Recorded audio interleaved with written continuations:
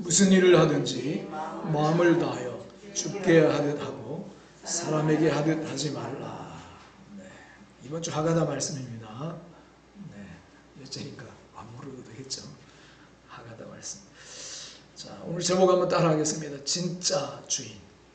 진짜 주인. 네, 진짜 주인.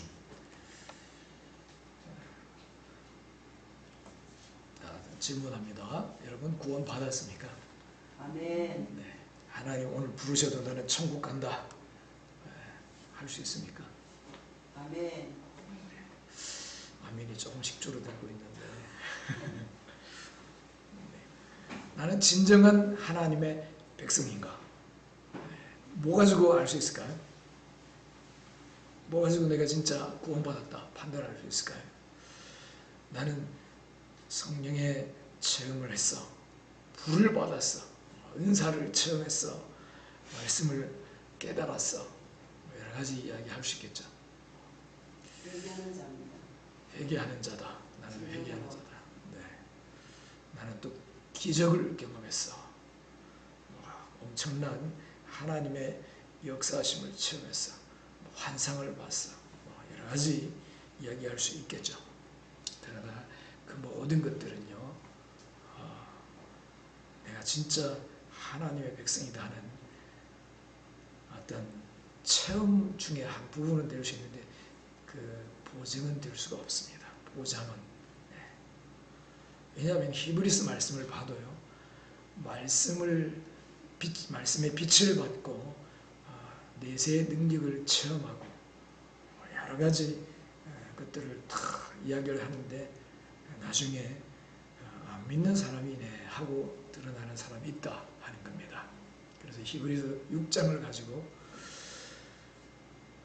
구원받아도 나중에 구원을 잃어버릴 수 있다 이렇게 사람들이 이야기를 합니다. 그러나 저는 그 길을 해석할 때 그 사람은 원래 구원받지 못한 사람이었다 라고 저는 해석을 합니다. 그래서 아무리 불을 받았다, 은사를 체험했다, 말씀을 기똥차게 깨달았다, 기적을, 죄송합니다, 좀 용어를, 기적을 경험했다, 그렇게 할지라도요, 그 사람이 구원받았다라고 할 수 없다는 겁니다. 그 사람도 나중에 예수님 안 믿는 사람이다, 또는 너희가 내 이름으로 귀신을 쫓아내고 기적을 행해도 내가 너를 모른다, 예수님이 그렇게 말씀하신 적이 있거든요. 그런 일이 있을 거다. 네.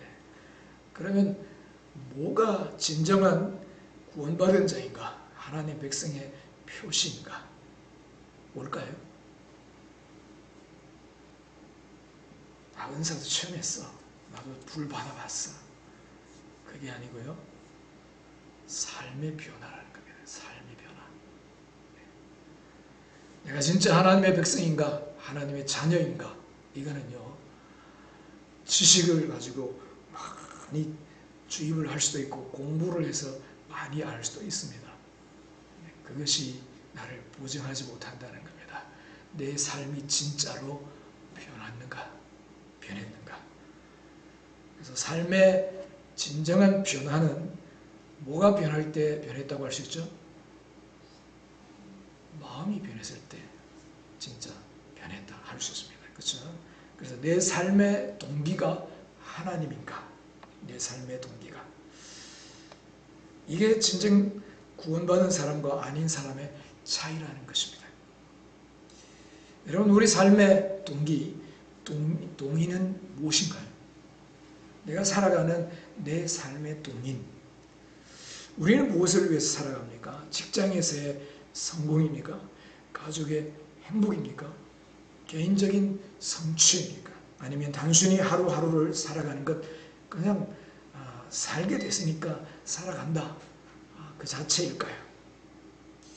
우리는 많은 동기부여 요인들에 둘러싸여 살아갑니다. 돈, 또 명예, 권력, 인정, 쾌락, 이 모든 것들이 우리의 발걸음을 인도하는, 움직이게 하는 동기가 될 수 있습니다. 하지만 진정으로 거듭난 하나님의 백성이라면 삶의 동기가 하나님이 되어야 한다는 것입니다. 이것이 진정으로 구원받은 증거가 될 수 있다는 것입니다. 이 질문은 또한 우리 삶이 단순히 일상의 루틴으로 흘러가지 않고 영원한 가치와 목적을 향해 나아가고 있는지를 되돌아보게 합니다. 그냥 그럭저럭 살아가게 하는 삶이 아니라 내 삶이 정말 영혼을 향해서 가고 있는가, 이걸 돌아보게 한다는 것입니다. 하나님을 동인으로 삼는다는 것은 우리의 모든 생각, 결정, 행동이 하나님의 뜻과 사랑의 기초를 두는 것을 의미합니다. 이 주제는 우리 각자의 신앙 여정을 점검하는 중요한 기회가 될 것입니다. 자, 조금 무거운 주제입니다. 그죠? 과연 내 삶의 동기가 하나님인가? 내 모든 삶의 동기는 내가 선택하고 결정하는 것은 하나님 때문인가? 그냥 아니면 그냥 사니까 사는 거지. 남들이 하는 대로 하는 거지. 아니면 그냥 내가 좋아하는 것, 내 편한 것, 내가 정해놓은 것, 그것을 따라서 하는가? 아니면 하나님 때문에 하는가? 아주 중요한 질문입니다. 그러나 여기서 한 가지 질문을 하게 됩니다. 늘 모든 일에서 내가 선택하고 나를 움직이는 동인이 하나님이어야 하는가 하는 것이죠. 만약에 그렇지 않으면 구원받지 못했다는 말인가 하는 질문을 하게 됩니다. 여러분 어떻게 생각하세요? 네, 그렇지는 않습니다. 그렇지 않다. 좋습니다. 그렇죠? 꼭 그렇지는 않습니다. 하나님의 선지자 중에서도 그렇게 하나님의 동인이 되어 하나님이 동인이 되어 살지 못할 때도 있었다는 것입니다. 하지만 내가 믿는다고 하면서도 내가 정말 나는 하나님 자녀야. 나는 죽어도 천국 가. 그렇게 하면서도 한 번도 하나님이 내 삶의 동인이 된 적이 없다면 그는 정말 구원받았는지 돌아봐야 합니다. 그리고 이 질문은 평생 신앙이 깊어지면서 신앙이 성장하는 정도를 알게 하는 기준이 될 수 있습니다. 오늘 이 시간은 누구를 정죄하거나 비교하기 위함이 아닙니다. 오히려 우리 영혼의 건강검진입니다. 건강검진. 우리 삶의 방향키를 정직하게 점검하고 우리를 가장 선한 길로 인도하시는 하나님의 손길을 다시 한번 붙잡기 위함입니다. 자, 그렇다면 하나님을 삶의 동기로 삼는다는 것은 구체적으로 어떤 모습일까요? 하나님이 내 삶의 동기가 된다 하는 것은 성경은 우리에게 위대하고 복된 모델들을 제시합니다. 첫 번째 인물은 믿음의 조상 아브라함입니다. 하나님께서 아브라함에게 나타나 이렇게 말씀하셨습니다. 창세기 12장 1절입니다. 창세기 12장 1절 같이 읽겠습니다. 여호와께서 아브라함에게 이르시되 너는 너의 고향과 친척과 아버지의 집을 떠나 내가 네게 보여줄 땅으로 가라. 아멘. 여호와께서 아브라함에게 이르시되 너는 너의 고향과 친척과 아버지의 집을 떠나 내가 네게 보여줄 땅으로 가라. 여러분 이때 아브라함 나이가 몇 살인지 아세요?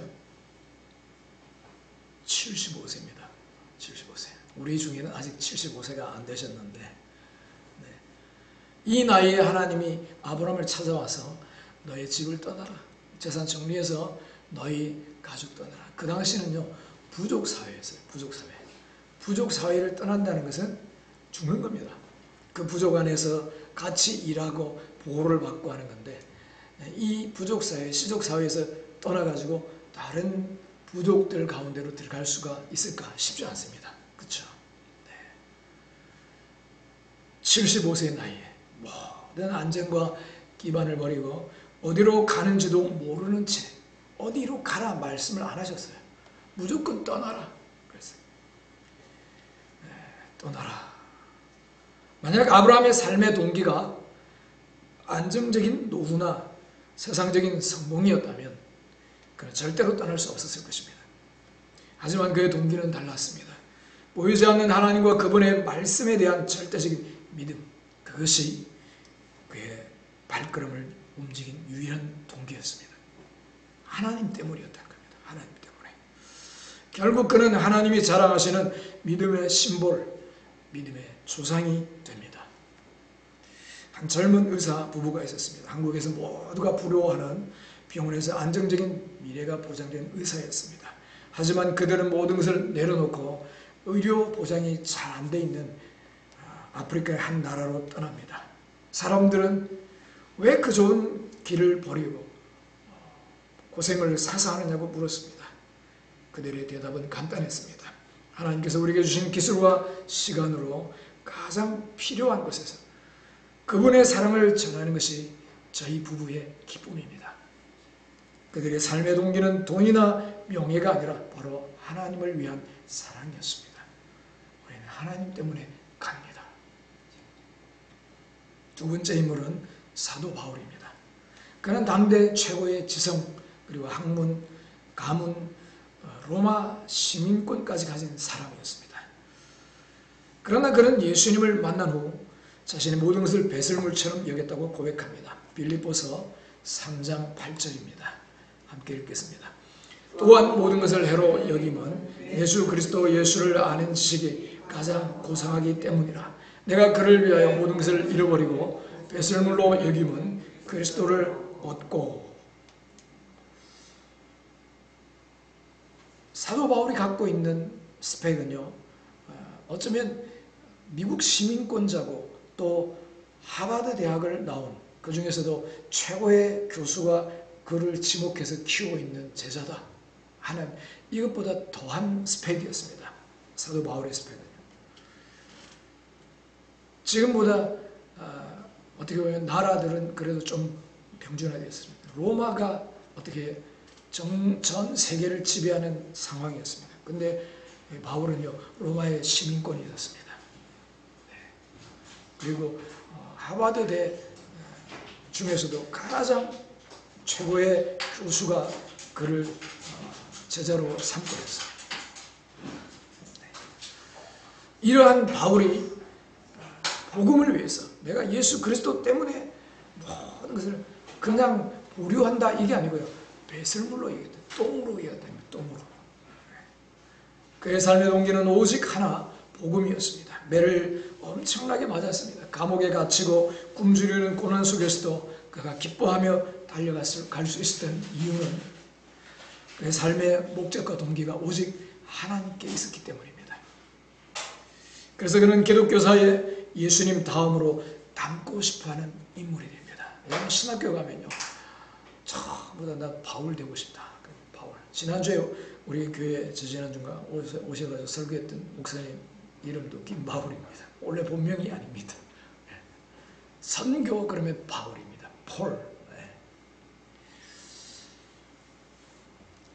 한 평범한 직장인 성도님의 이야기입니다. 그는 회사에서 늘 손해보는 것처럼 보였습니다. 어려운 일은 도맡아 하고 동료의 실수를 덮어주며 부당한 일을 당해도 묵묵히 기도하며 인내했습니다. 그의 동기는 승진이나 상사의 인정이 아니었습니다. 그는 자신의 일터를 선교지로 여겼습니다. 내 모습을 통해 직장 동료들이 예수님의 향기를 맡을 수 있다면 그것으로 족합니다. 그의 이 고백이야말로 하나님을 동기로 삼고 살아가는 그리스도인의 아름다운 모습입니다. 우리는 직장에서 사람들에게 잘 보이고 어떻게 하면 승진할까? 더 많은 월급과 좋은 여건의 직장 생활을 할까? 그것이 꿈입니다. 그러나 이 사람은요, 그게 아니었다는 겁니다. 일터 선교사라고 생각했습니다. 그래서 어려운 일, 또 좀 더 수고하고 부당한 일을 당해도 불평하지 않았다는 것입니다. 원망하지 않았던 것입니다. 오히려 그 가운데서 그리스도의 향기를 나타낼 수 있다면 그것으로 족합니다. 그런 사람에게 향기가 나지 않겠습니까? 할렐루야. 자, 이렇게 아브라함과 바울 같은 사람들의 이야기를 들으면 와, 정말 위대하다. 하지만 나는 저렇게 살 수 없는데 하는 솔직한 마음이 들게 된다는 것입니다. 맞습니다. 우리 마음속에는 하나님을 향한 동기와 나 자신을 향한 이기적인 동기가 늘 치열하게 싸우고 있습니다. 이것이 바로 우리의 현실입니다. 놀랍게도 성경은 우리의 이런 연약한 모습을 숨기지 않습니다. 하나님 마음에 합한 자라 칭함받았던 사람 누구죠? 다윗 왕. 그는 골리앗 앞에 섰을 때 만군의 여호와의 이름으로 나간다. 그 하나님의 이름을 붙잡고요. 골리앗을 쓰러뜨린 위대한 믿음의 사람이었습니다. 그러나 왕이 된 후에 어느 날 그의 동기는 하나님이 아닌 정욕과 자기 안위로 바뀌었습니다. 여러분 다윗은요. 자기가 왕된 것보다 나는 하나님의 종입니다. 내가 왕궁에 사는 것보다 하나님의 전에 사는 것이 예배하는 것이 내가 구하는 것은 정말 하나님 앞에 예배하는 겁니다. 진짜로 하나님 사랑한 사람이었어요. 그럼에도 불구하고 어느 날 마음이 변질돼서 정욕과 자기 안위로 떨어졌을 때 결국 밧세바를 범하고 충신 우리아를 사지로 내몰게 됩니다. 하나님의 사람이 한순간 잘못된 동기에 사로잡혔을 때 얼마나 끔찍한 죄를 지을 수 있는지 보여주는 장면입니다. 하지만 다윗이 위대한 이유는 죄를 짓지 않았으가 아니라 죄를 지적받았을 때 철저히 회개하고 다시 하나님과의 관계를 삶의 유일한 동기로 삼으려 몸부림쳤기 때문입니다. 여러분 선지자 나단이 와가지고 다윗에게 죄를 지적을 합니다. 당신이 바로 그 사람입니다. 선택이 회개 말고도 있어요. 이놈 끌어내라. 목을 쳐버려라. 그러면요 잠잠해져요. 그러나 다윗은요 하나님을 두려워하는 사람이었습니다. 하나님을 경외하는 사람이었습니다. 시편 51편의 처절한 회개 기도가 그 증거입니다. 눈물로 침상을 띄웁니다. 얼마나 많이 울면서 회개했으면요 침상이 둥둥 떴다고 표현을 합니다. 여러분 우리 가운데는요 부족함도 있고 연약함도 있어요. 그러나 하나님이 보시는 것은 그러한 가운데서도 하나님을 붙잡는 것, 의지하는 것입니다. 다윗이 전혀 허물과 부족함이 없었으나 아니라 늘 하나님을 의지했기 때문에 그렇게 어떻게 보면 죄도 또 극복할 수 있었고 또 거룩하게 하나님 마음에 합한 자로 살아갈 수가 있었다는 것입니다. 한 어머니의 고백입니다. 늘 아이들에게 공부하라고 닥달하고 화를 냈다고 합니다. 어느 날 밤 잠든 아이의 얼굴을 보며 기도하는데 문득 깨달음이 왔습니다. 내가 정말 아이를 위해서 이러는 걸까? 아니면 다른 집 아이보다 뒤처지는 것을 견디지 못하는 내 욕심과 체면 때문일까? 그녀는 자신의 동기가 아이를 향한 사랑이 아니라 이기심이었다 하는 것을 깨닫고 눈물로 회개합니다. 그리고 다음날 아이에게 솔직하게 사과합니다. 엄마가 너를 위해서가 아니라 엄마 욕심 때문에 너를 힘들게 한 것 같아 미안해. 이처럼 자신의 동기를 정직하게 돌아보고 하나님 앞에서 바로 세우려는 노력이 우리 모두에게 필요합니다. 여러분 하나님 앞에 회개 잘하는 사람은요 사람 앞에도 죄송합니다. 미안합니다. 용서해 주세요. 잘 한다는 겁니다. 그러나 사람 앞에 하나님 앞에 회개하지 않는 사람은 사람 앞에 용서 구하는 것이 쉽지가 않은 겁니다. 왜 용서를 구하느냐? 그럴 때요 다시 그 죄에 빠지지 않는다는 겁니다. 그냥 슬그머니 구름이 담 넘어가듯이 넘어가 버리면요 반복해서 죄 가운데 빠지기가 훨씬 쉬운 겁니다.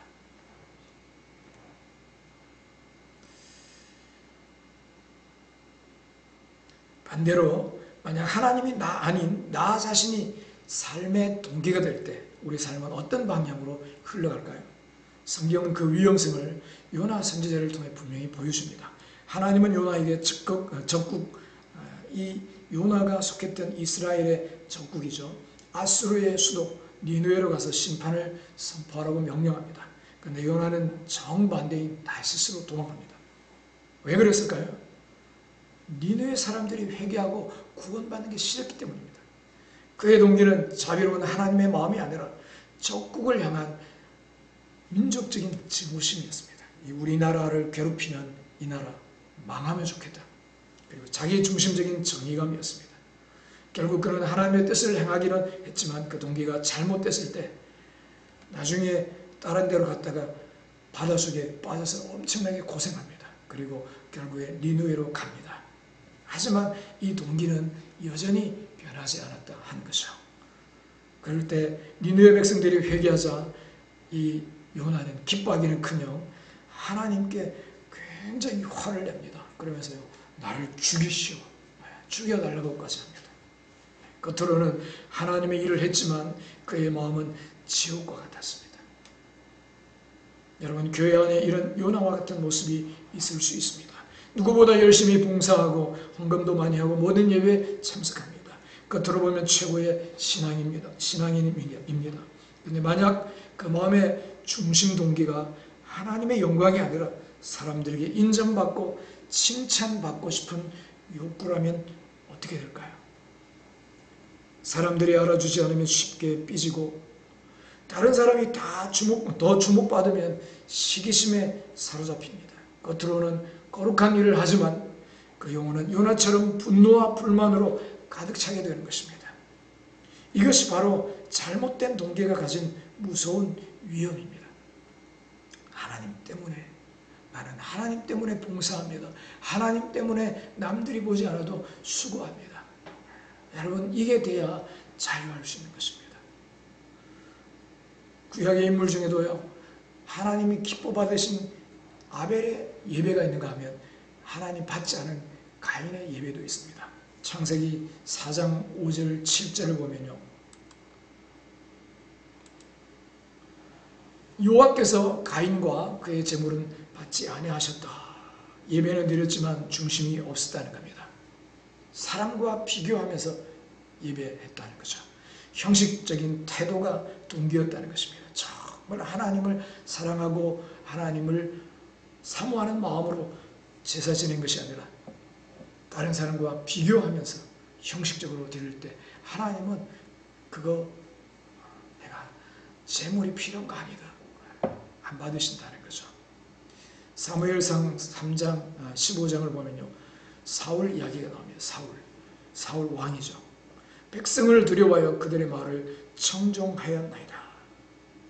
무슨 말이냐면 하나님이 어느 나라와 싸울 때 다 하나도 남기지 말고 깨끗이 진멸하라 그랬는데요, 거기서 좋은 소와 양을 남겼다 하는 겁니다. 그래서 선지자가 와가지고 왜 이렇게 하나님의 말씀에 완전히 순종 안 했습니까? 그러니까 백성을 두려워하여 그들의 말을 청종하였나이다. 하나님의 명령보다 사람의 기대에 끌린 겁니다. 어떻게 보면 하나님보다 사람을 더 두려워한 거죠. 결국 하나님께 버림받습니다. 사울왕은. 신약에도 보면 아나니아와 삽비라가 있습니다. 우리 한번 읽어볼까요? 사람에게 거짓말한 것이 아니요 하나님께로다. 이 사람들은 뭘 했느냐? 사람들이 은혜 받아가지고 성령 충만하니까 자기 재산을 막 하나님께 내놨어요. 땅을 팔고 집을 팔고 해가지고 재산을 가져왔어요. 이거 다 나는 이거 다 팔아서 드립니다. 그러니까 아나니아와 삽비라가 탁 보더니 우리도 좀 바쳐야 되겠는데, 근데 다 팔긴 팔았는데요, 다 내놓기가 아까운 거예요. 반만 탁 내놓고 다 바친 것처럼 탁 거짓말을 한 겁니다.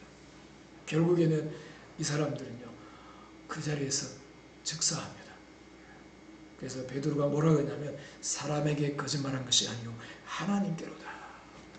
팔아가지고 마음이 변했으면 반만 드립니다 하면 되지, 왜 거짓말을 하느냐 하는 겁니다.